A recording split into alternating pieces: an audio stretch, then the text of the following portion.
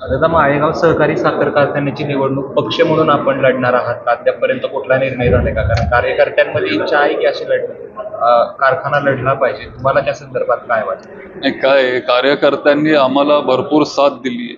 व फक्त लोकसभेलाच नाही पण विधानसभेला पण कार्यकर्त्यांनी आम्हाला भरपूर साथ दिली.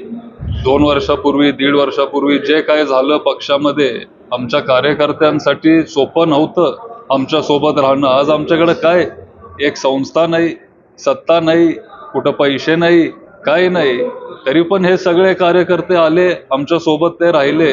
त्याच्यामुळं आज ते आमचे काय आपलं ते कर्तव्य आहे की आज जर कार्यकर्त्यांची इच्छा असेल तर मग ठामपणे आपण त्यांच्या पाठीमागे उभं राहिलं पाहिजे.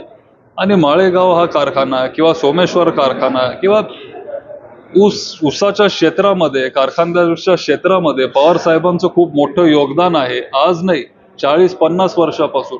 जर पवार साहेब आपल्या पाठीमागे आहेत, जर आपल्याकडं तिथं चांगले सक्षम उमेदवार जर मिळत असतील आणि जर हा कारखाना आपण वाचवू शकलो, जर त्या कारखान्याचं छत्रपती होण्यापासून जर आपण आजच ते थांबवू शकलो, तर मग काय हरकत आहे.